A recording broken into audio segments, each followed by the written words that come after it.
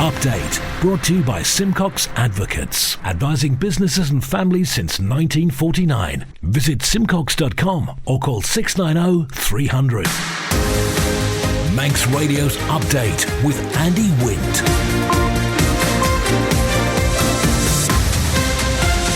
Pastor Mai, good evening. It's 5:30. This is Update for Wednesday, 14th of June, 2023 from Manx Radio. 30 minutes to look here at the latest news on the island. Background to that news, we got sport and business and Sea Watch and travel updates and the newsmakers in person this evening.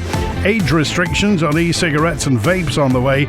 R.I.P. Mark Shimmin, former Chief Financial Officer. Peel Post Officers on the move. Now Isle Learns going, what's the future for the childcare industry? And the National Darts Championships in Peel this Saturday. Man Benham for all your business and legal needs. First of all, at 29 minutes ahead of 6 o'clock, the Update News headlines. Faster My Christian Jones. Faster My. The inquest into the death of a Spanish motorcycle racer who died during this year's TT will be open this week. Raul Torres was killed following an incident in the first Super Twin race on the 6th of June.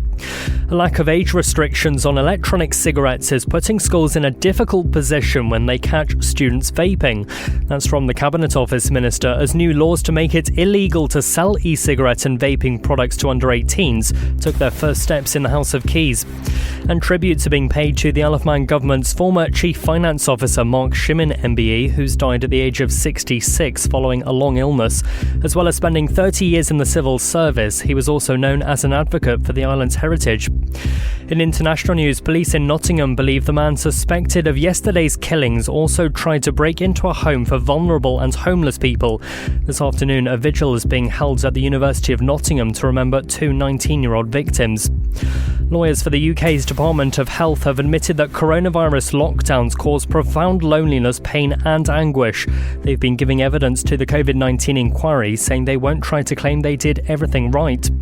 And England have named Ben Duckett and Zach Crawley as their opening batters ahead of the first Ashes cricket test against Australia. The 5-match series gets underway on Friday at Edgbaston. Those are the Update News headlines. Next at 6. Man Benham. Contact us by phone, video call, email or face-to-face. We're happy to connect with you. Manx Radio weather with Manx Glass and Glazing. Lovely weather tonight, Goromaya. Thank you, Christian, from the Ronaldsway Met Office. There's no wind warning in operation for the North Irish Sea. State of sea is slight, occasionally moderate. And tonight, sunny and clear this evening and a freshening southeasterly. Overnight minimum 14 degrees. For Jardine, dry and sunny tomorrow, light to moderate easterly, up to 24 Celsius, down to 15 through the night. Into Jehenya, sunny with a light east-southeasterly on Friday, daylight maximum 23. Sunsets tonight at 8 minutes before 10, high tide 7 minutes before 10, low waters 4:05 tomorrow morning, sunrise is at 4:45. And high water tomorrow morning is at 10:05. 3 weeks today, we got another bank holiday. It's Tynwald Day. Manx Glass and Glazing can supply and install single, double and triple glazing. Call 674 573 or visit the showroom on the Snugborough Trading Estate. Tributes have been paid to the Isle of Man government's former Chief Finance Officer Mark Shimmin MBE, who's died at the age of 66 following a long illness. As well as spending 30 years in the civil service, Mark was also known as an advocate for the Isle of Man's heritage. Here's Sean Cowper. Mr Shimmin was the Chief Financial Officer between 2002 and 2013, and after his retirement had a 5-year spell as a trustee at Manx National Heritage. In a statement, former Chief Minister Alan Bell, who was Treasury Minister for a time during Mr Shimmin's time as CFO, said the passing of Mark Shimmin is a great loss to the island. His passion for the island and all things Manx, together with his personal integrity, made him an outstanding public servant and a good friend. Former Chief Secretary Mary Williams said Mark was respected by everybody, not just here, but also by those he met in the UK Treasury, Washington, and wherever he went. Former Chief Minister Donald Gelling added Mark was always an important reliable and dedicated member of the team. Jonathan Hall, the chairman of the Manx Museum and the National Trust, said Mark made a significant contribution towards the evolution of MNH as it began to focus on its charitable status and loosen the tie with government. While Connie Lovell, the executive director of Manx National Heritage, added Mark's sole motivation was very genuinely to support the conservation, protection and promotion of Manx heritage for the benefit of future generations, and he will be sadly missed. His interest in the island's heritage and history saw him produce a commemorative booklet on the history of the Woodburn Hotel. He spoke to Phil Gaughan about researching the pub. What was great particularly was it started during, the first lockdown, and with the Manx National Heritage making the access to the digital newspapers free. It was a tremendous resource and you find these fantastic stories in the press, and it just went from there, really. He leaves wife Barbara, daughters Greya and Caitlin, son-in-law James and grandsons Robert and Ben. A celebration of his life will take place at St Ninian's Church in Douglas at 11:15am on Friday, the 23rd of June. Following the announcement that I'll Learn is set to close, the Education Minister faced questions in Keys this week regarding the future of childcare and healthcare industries on the Isle of Man. Julie Edge, MHK, confirmed a meeting today with key providers will help manage the potential fallout and had this update for all those concerned. The Department of Education, Sport and Culture was saddened to hear the news that I'll Learn has taken the decision to close their business. I'll Learn has built up a reputation in its childcare and healthcare courses, and alongside UCM has ensured that suitable part-time and full-time training pathways are available for those wishing to study on the island. The Department of Education, Sport and Culture fully appreciate the anxiety that employers and current students will have, but understand that I'll Learn will continue to fully support their existing learners to complete their qualifications, addressing the short-term needs of these students before they close. The Department is also aware of the concerns that employers and future applicants may have around imminent training needs. I can confirm that this is being addressed, and the Department has arranged a meeting with providers, myself and the desk officers and the principal of UCM tomorrow evening in order to further identify and support both the immediate and longer term training needs of the sector. This will enable a continuity plan to be put in place aligned to the actions within the childcare strategy and island plan.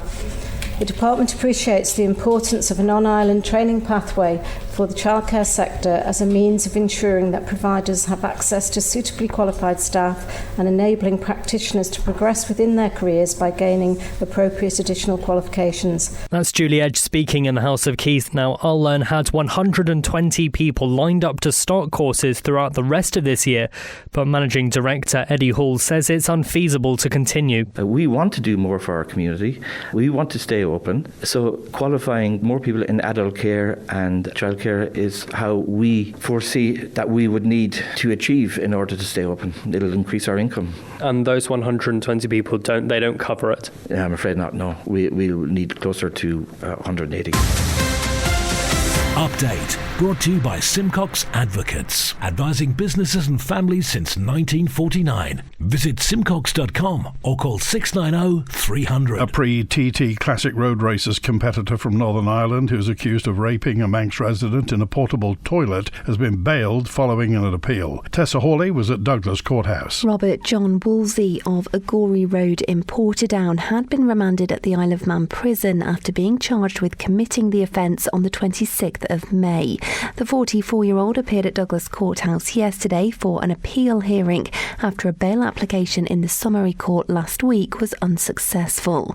Mr Woolsey has also been charged with committing 2 indecent assaults against the complainant during the same alleged incident on Walpole Avenue in Douglas. Prosecutor James Robinson told the court bail was opposed by the prosecution on the grounds that the defendant had no ties to the Isle of Man and, if released from custody, could fail to surrender. This was described as a generalised fear by Mr Woolsey's advocate Jim Travers, who said his client had access to a £42,000 surety and a bail address on the island. Describing the case as complex, Deemster Graham Cook refused to grant Mr Woolsey bail to his home in Northern Ireland, but did agree to grant bail with conditions to an address on Bray Hill in Douglas. The concrete manufacturing boss staffs must observe a 12-hour curfew with doorstep conditions, report to police headquarters daily, and is not allowed to contact witnesses in the case or enter 2 specific streets in the capital. He is also banned from consuming or purchasing alcohol or entering licensed premises and must surrender his passport, which the court was told is in Northern Ireland. He's not allowed to apply for a new one. Committal proceedings, where the case is elevated to the Court of General Jail Delivery, are expected to take place on the 25th of July.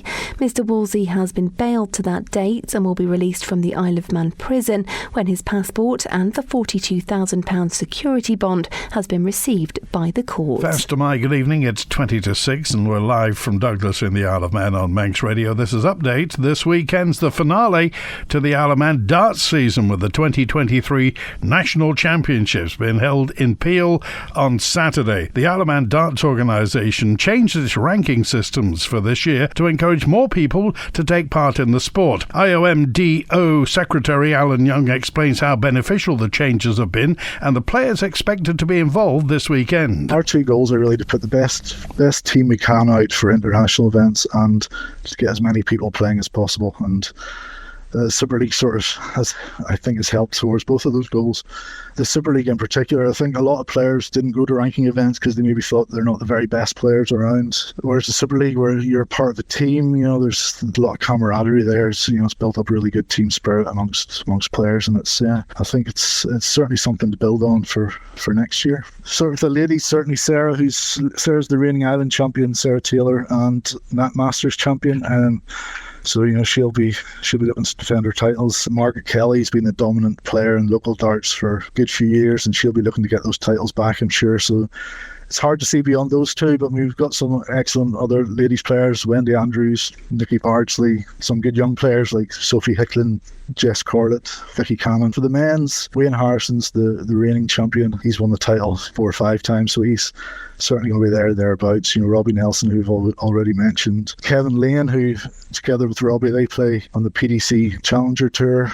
So they're the closest thing to professionals we have on the island. They're both very, very good, and they'll be hard to beat. But you've got some of the top players that have been around for a long time: Colin Tyre, Paul Certain, Paul Kelly. Even Paul's coming back from an injury, so it'll be interesting to see how he gets on.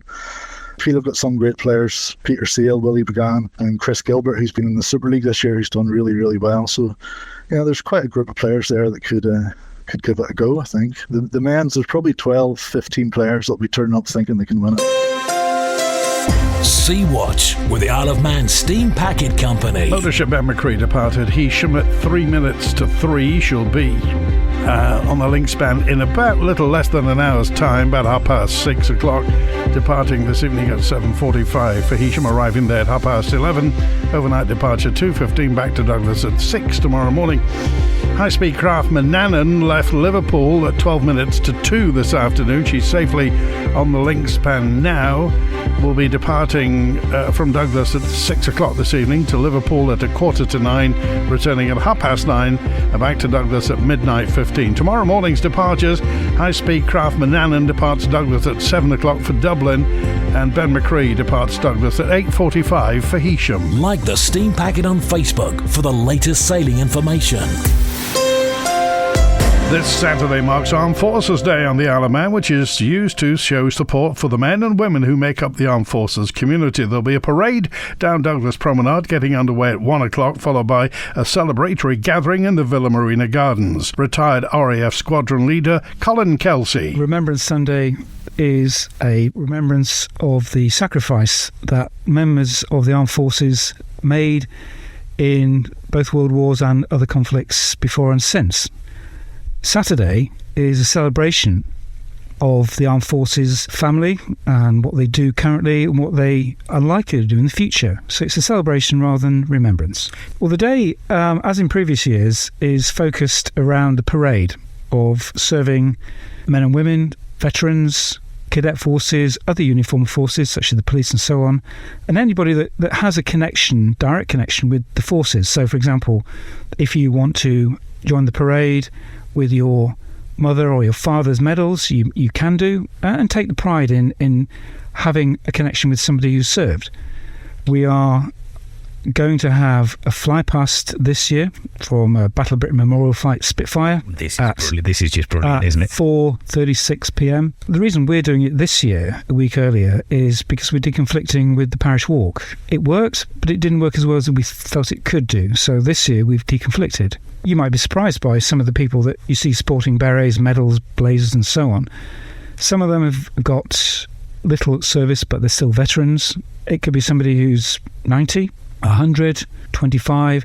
There's a real spread. And also there's a few that are from the armed forces of other countries, not just the UK. And that's interesting to see, because they'll have some stories to tell too. Manx Radio Business Briefing. It's 5:45. Vodafone said today that it's agreed to merge its telecoms business with CK Hutchison's 3 UK mobile network. There's no cash consideration involved in the deal. Vodafone and 3 UK will contribute with differential debt amounts to the completion of the transaction. That'll see Vodafone owning 51% and the Hong Kong-based CK Hutchison owning the rest. The merged company plans to invest £11 billion in the UK over 10 years to create one of Europe's most advanced standalone 5G networks in full support of the UK government's targets. And for a full daily market report, go to ramseycrookall.com. Microsoft's $69 billion takeover of Activision Blizzard has been temporarily blocked by a court, saying the restraining order is necessary. The judge granted a request by US regulators to the status quo while the complaints pending. The US Federal Trade Commission says the deal would substantially lessen competition in the gaming sector. The deal to buy Activision Blizzard, and they are the company behind Call of Duty and Candy Crush, would be the biggest in the history of the video games industry. It split competition regulators in the US, UK and Europe. The UK's blocked the buyout. The European Union approved it. And in order for the deal to go through, Microsoft and Activision need approval from all 3 regulators. So it's 1-1 at the moment. The FTC's argued the deal would give Microsoft's Xbox console exclusive access to Activision games, leaving competitors Nintendo and Sony out in the cold. Microsoft and Activision now have until this Friday to submit legal arguments to oppose the preliminary injunction, and the FTC will have to reply next Tuesday. The Stock Market Report, brought to you by Ramsey Crookall. UK and European markets were higher. The dollar dropped on news of the smallest annual increase in inflation in more than 2 years. Gold gained and oil was flat. The numbers now from Ramsey Crookall at the close in London. The FTSE 100 up 0.1% at 7,602. The DAX in Frankfurt closed up almost 0.6% at 16,320. A short time ago, New York City, the indices look like this. The Dow Jones Industrial down 0.25% at 34,118. The Nasdaq Tech Stocks Index up nearly 0.6% at 13,650. And the S&P 500 in the Midwest up 0.4% at 4,307. In the exchange markets, the British pound sterling is currently trading at $1 26.9 cents, €1 16.9 cents, and 23 South African rand 22.7 cents. In commodities, gold's up 0.7% at $1,956 per troy ounce, and a barrel of Brent crude down almost 0.4% at $73.83. You've got an investment plan? Yeah, Mike set it up. But don't you need loads of money to do that? Not this one. It's called Shearwater from Ramsey Crookall, and you pay in monthly as little as £100. So it's like saving regularly, really helping us invest in the future for a house, or the kids' education. £100 a month? I could easily do that. You should. The sooner you start, the better. Invest in your future with as little as £100 a month. Shearwater from Ramsey Crookall, the island's investment specialist for 75 years. Call 717171 or visit ramseycrookall.com. Licensed and regulated by the Isle of Man Financial Services Authority. Age restrictions on e-cigarettes and vaping products are a step closer. Proposed new laws had their first and second reading in the House of Keys yesterday as the Manx government looks to prevent the devices being sold to those under the age of 18. John Moss from Manx Radio News spoke to one of our vapers, Christian Jones, and also to the owner of Offshore Vapes in Douglas, Giles that is, to get their thoughts. I smoked for a long time, especially while I was at university, but I've now moved on to the vapes. in the attempt to get off smoking, to get off vapes? That's right. You can actually start at very, very high strengths of the liquid that you get, and they can go as high as like 20 or more milligrams. And then you can gradually work your way down. So I'm on 3 at the moment, and then the next step will be to 0, which is basically just the kind of placebo effect of you having something, but then you can eventually just go off of it entirely. Giles runs Offshore Vapes. It's a shop on Duke Street. We've helped thousands of people stop smoking over the years on the Isle of Man. That's doing away business, isn't it? I mean, if they go off smoking, they go off vapes. Presumably, eventually, they will go off vapes.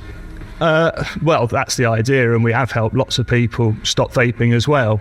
I mean, if we end up going out of business because everyone's stopped vaping, then that's objective achieved. Interestingly, you stopped vaping about a year ago.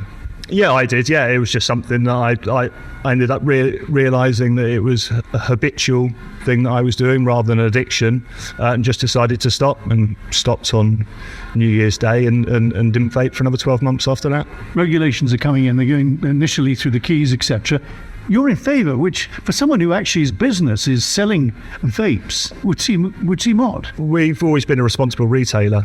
We've always encouraged the government to introduce at least an age regulation and sensible level of regulation as well, in order for the industry to continue, and in order for us to continue to help people to stop smoking. Update brought to you by Simcox Advocates. Manx Radio Sport. Fast am I, Rob Pritchard. Fast am I. Good evening. Starting with football, and FC Isle of Man have confirmed they'll welcome another National League outfit to the island as part of their pre-season preparations. The Ravens have announced they'll face National League North side Brackley Town at the Bowl on Saturday the 15th of July at 6:30pm. Brackley Town, who finished 4th in the Vanarama National League North table for the 22-23 season, will also use the weekend as a training camp as part of their plans to get ready for their respective new campaign. Ticket information for the match will be released in due course. A week later, FC Isle of Man will host another National League North outfit in Southport in a pre-season friendly at the Bowl on the 21st of July. The Manx side's 23-24 season in the NWCFL Premier Division is then due to begin on Saturday the 29th of July. League fixtures are still to be confirmed. Elsewhere, the 2023 Manx Powerlifting Championships will be held later this year in Castletown. It's been announced. The event will take place at Evolution Fitness IOM at Manannan House on the 2nd to the 3rd of September. Manx Powerlifting says Isle of Man competitors aiming to represent the island on international level in the sport must take part in this competition to be considered. These could include consideration for the 2023 Home Nations Championship in Belfast, as well as Stage 1 of qualification for the Isle of Man Commonwealth Powerlifting Championship squad aiming to compete in South Africa in 2024. Anyone requiring details about entries for September's event is invited to contact manxpowerlifting@gmail.com for more information. And finally, in cycling, Manxman Max Walker was back in action today in Italy for the Trinity Racing Team on Stage 4 of the Giro Next Gen event. There were no UCI points gained this time for Walker or his teammates today, as today's phase was won by Johannes Staun Mittet of the Jumbo Visma development squad. Walker has already had some positive performances in the competition so far. He finished in 36th in the opening Stage 1. Meanwhile, yesterday his team had overall success in Stage 3 when his teammate Luke Lamperty took top spot in that stage. The event continues tomorrow. Manx Radio Travel, driven by Quayside Tyres and Service Centre. Loads of delays at Ronaldsway tonight. The 5:25 Loganair inbound from Manchester delayed till 25 to 7. The 10 to 8 Loganair from London City delayed till 8:45. And the 5 to 8 inbound returning patient transfer from Liverpool delayed till 9 o'clock. Fingers crossed the 25 to 9 EasyJet Gatwick inbound showing on time at the moment. Outbound tonight, the 6 o'clock Loganair to Liverpool is delayed until 20 past 7. And fingers crossed if that EasyJet from Gatwick comes in on time, it'll be out on time at 5 past 9. On the roads, 24-hour lights in Kirkmichael on the main road at the junction with Valera Road. They're doing some sewer work there.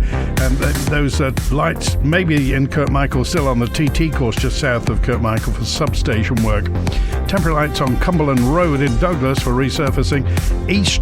Cumberland Road in Ramsey for resurfacing. East Street, Ramsey's closed for electricity cable repairs. Ballacollister Road's closed between Croydon Quill Road and Ransell Hill in Lexie. East Quay's closed between the House of Manannan and the Road Bridge in Peel. 24-hour lights on the main road in Dorby. The Ballymenock Road's got phase closures in Jerby. Temporary lights on the Andros Road, and also temporary lights in Douglas on Ballacameen Road for resurfacing. And in Braddon, temporary 24-hour lights on Cool Road near Eden Park.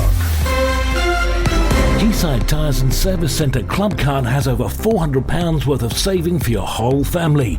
Get more with Quayside. After 9 long years, Isle of Man Post Offices have announced that the Peel Post Office is moving to a new spot. With all the details, Rhiann Evans. The new arrangement comes following the announcement the current post office is due to close. From the 10th of July, the Spa will be offering counter services and parcel collections instead. This will be in place until at least the 31st of March 2025. So counter services will be open between 9am and 5:30pm Monday to Friday, and 9am until 12:30pm on Saturdays. Meanwhile, parcel collection services will be available from 7am until 9pm Monday to Saturday and 8am till 9pm on Sundays, and that includes bank holidays. Those who get Treasury welfare payments will be able to collect these from the new location from the 10th of July. Peel Post Office in its current location will close on Friday the 7th of July at 3:30pm. Inflation on the Isle of Man stands at 7.6% for May, down from 8.5% in April. With the good news, Lewis Foster. The Consumer Prices Index shows the category food and non-alcoholic beverages was the biggest contributor to the rate of inflation, with an increase of 17.6%. Within that, eggs experienced the highest rise at 55.1% compared with 12 months ago. The category restaurants and hotels exhibits the second biggest increase, having risen 14% compared with this time last year. And the third biggest contributor to the rate of inflation was alcoholic beverages and tobacco, which show a rise of 9.9%. Notable decreases, though, were in oils and other fuels. They fell 24.8%, gas by 12.2%, and petrol and oil was down 10.7%. And if you, like me, ate a bit too much fast food over the TT period, there's good news. Indigestion tablets were down 6.2%. If you want to keep a track of what goods and services are costing you these days, you can find the latest Isle of Man inflation report online at gov.im.